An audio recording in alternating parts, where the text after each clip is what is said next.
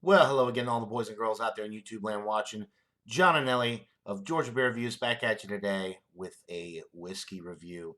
I've got a single malt scotch here. This is the Bunnahabhain Islay single malt scotch whiskey. This bottle is courtesy of the Whiskey Scout. Thanks, Robert. I will post a link to his channel in the description below, so definitely worth checking out if you're into whiskey reviews. He does an excellent job on his channel. So the Bunnahabhain Islay single malt Scotch whiskey. It is a 12-year-old whiskey, 46.3% alcohol by volume. It says on the label, an alluringly complex bouquet with aroma of dried fruits, toasted nuts with vanilla and a delicate coastal influence. A little bit about Bunnahabhain from the website. Basically, the distillery first came into existence in 1883. Bunnahabhain actually means mouth of the river in Gaelic.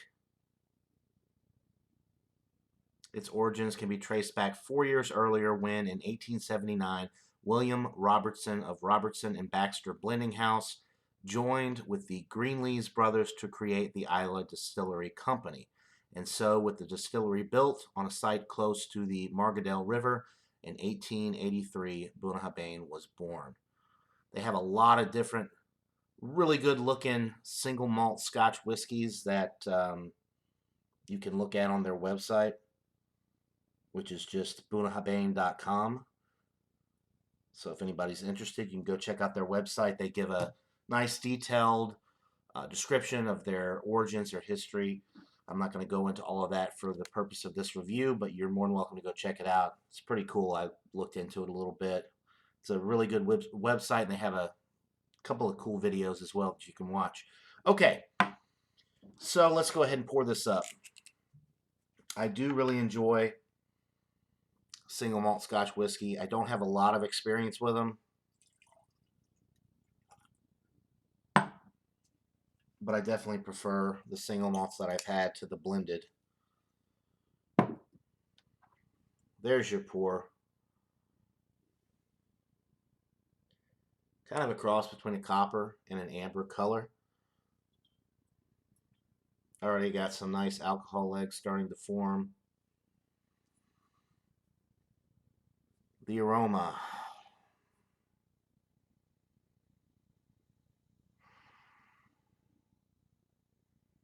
A little bit of peat. A little bit of fruit.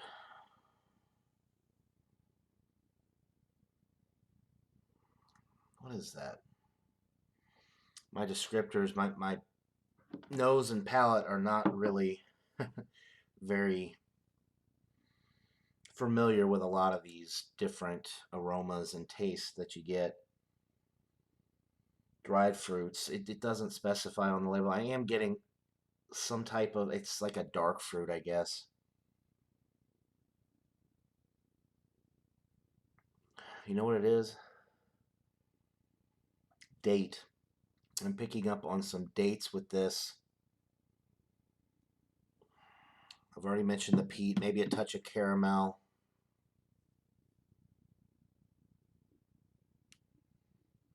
It smells really good. It's complex, but it's not super powerful on the peat aromas. A lot of times you get Scotch and it's just very earthy, very peaty, smoky. Not really getting a smoky quality with this. And just a touch of the peat. It smells really good. Maybe some vanilla in the background. It does mention a nuttiness, or it says on the label, toasted nuts. I'm not getting anything that would indicate that there's going to be a nuttiness with this, but that would probably come through more on the palate. So it smells really good. I can't wait to get into this. Thanks, Robert. Let's do it. Cheers.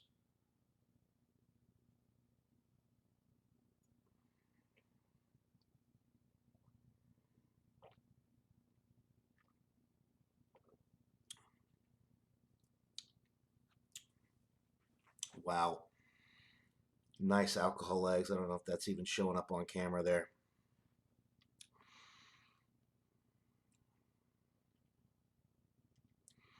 So a little bit more of that peatiness, maybe a touch of smoke as well on the palate. Slight caramel sweetness. A little bit of dried fruit. Like a date. It's a date. That's what I'm getting, dates. But it's light. It's more on the on the nose actually. On the palate, I'm getting more of the peat, a little bit more caramel. It's very drying.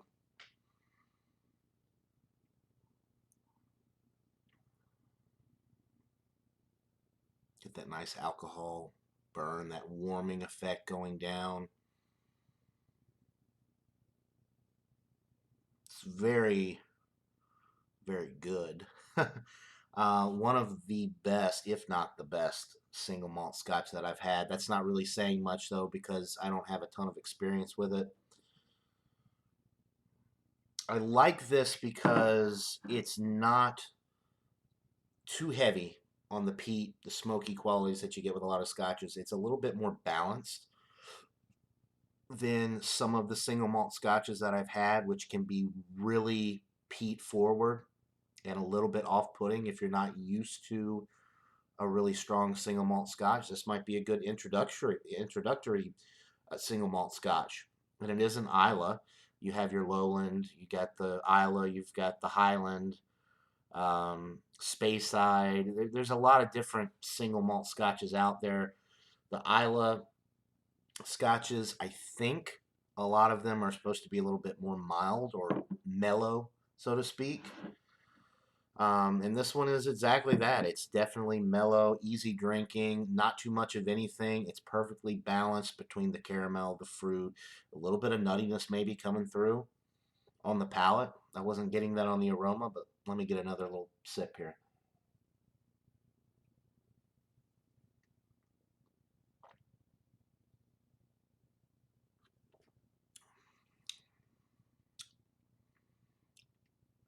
Yeah, like a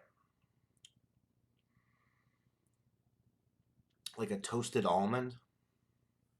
It's not into the pecan realm. If you've ever had like the roasted almonds, Blue Diamond roasted almonds, there's a little bit of that in there. It's really enjoyable. It's nicely balanced. I won't go on any longer because my palate can't pick up on some of these subtle little nuances, but what I can say is that this is an excellent single malt Scotch whiskey, and I'm very thankful to Robert the Whiskey Scout for sending me this bottle. Um, it's very enjoyable.